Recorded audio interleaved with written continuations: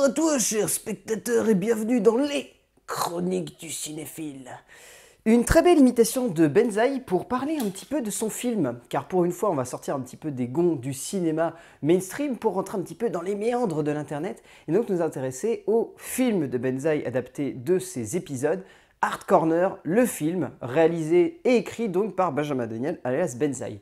L'histoire pour les gros fans, c'est les origines de la création du Hard Corner par Benzaï, et pour ceux qui ne connaîtraient pas du tout, c'est tout simplement l'histoire on va dire, d'un guichetier dans un magasin de jeux vidéo qui va se retrouver au chômage et qui va vouloir créer sa propre boutique de jeux vidéo anti-mainstream, on va dire, qui recherche vraiment à conquérir les vrais adeptes du jeu vidéo et pas simplement les adeptes de FIFA et autres bêtises genre Mario sur PlayStation, pour faire une petite blague du film. Alors, donc, c'est un film particulier, puisque pour une fois, c'est un film qui sort sur Internet, c'est un film qui fête son anniversaire, parce que c'est un film qui est sorti il y a maintenant 1 an, que Benzaï avait donc fait en réponse à beaucoup de gens qui se posaient des questions sur les origines du personnage qu'il avait créé, Benzaï, qui est quand même un personnage assez particulier.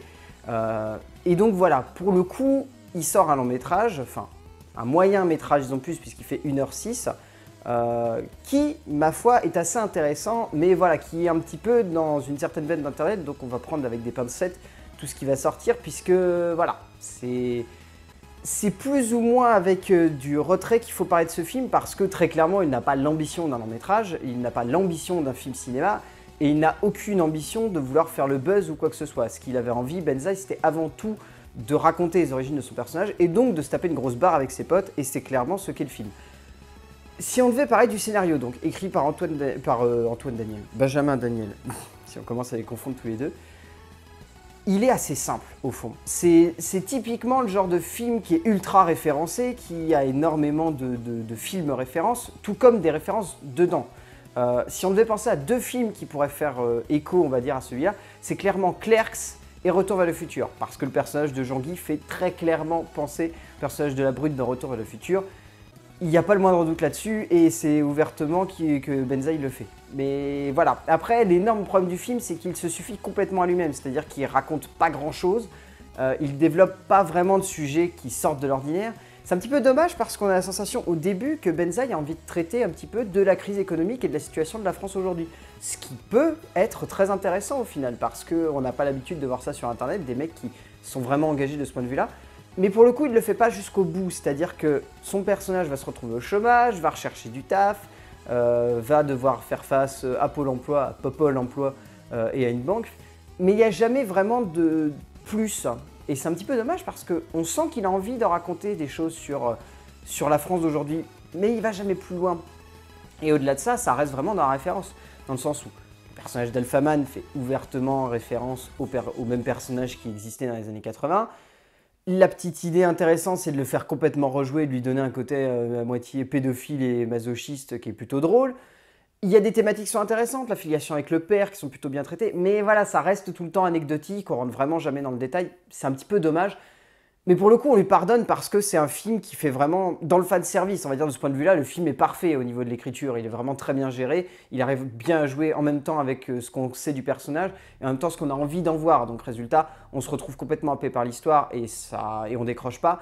Et puis les personnages sont drôles, Bibiche est à mourir de rire, Benzaï est vraiment très très bien écrit, Jean-Guy, rien à dire dessus, le banquier, enfin voilà, tous les personnages sont vraiment bien écrits dans ce point de vue-là. Au niveau du fan-service, on est complètement dedans.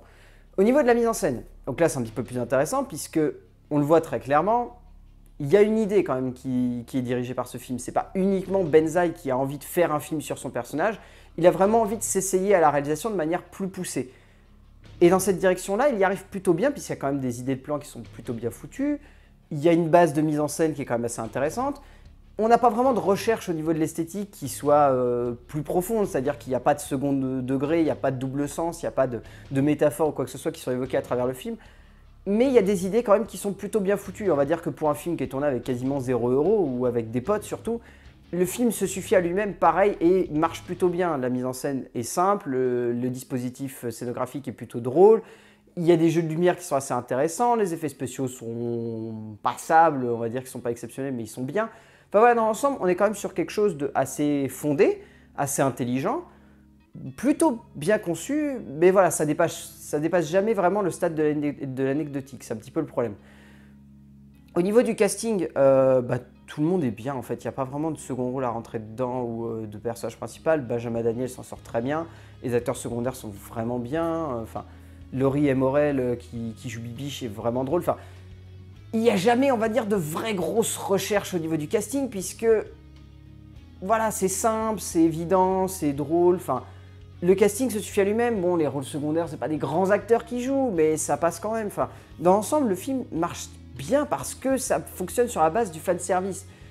C'est évident que les non-fans de Benzaï, vous allez avoir du mal à rentrer dedans, parce que c'est un film qui est assez particulier, parce que ça rend hommage à un certain personnage, enfin voilà. Mais dans l'ensemble, ça reste tellement attachant et tellement simple comme dispositif, autant scénographique qu'au niveau de l'écriture qu'au niveau des acteurs, qu'on a envie d'aimer ce film et de tout simplement passer un bon temps à le regarder. Au final, il dure qu'1h06, donc on perd pas non plus trop de temps, quoi. Mais donc voilà, Hard Corner le film, pour le coup, c'est un film à réserver surtout aux fans de Hard Corner l'émission ou de Benzaï. Il y a 2-3 caméos qui vous feront plaisir, genre Marc Edouard ou Bob Lennon ou même Antoine Daniel qui fait une voix. Mais dans l'ensemble, voilà, ça reste quand même un film qui est à réserver aux fans de Benzaï, même si les autres, ils peuvent y voir tout simplement un bon petit divertissement bien référencé avec des bases cinématographiques plutôt cool.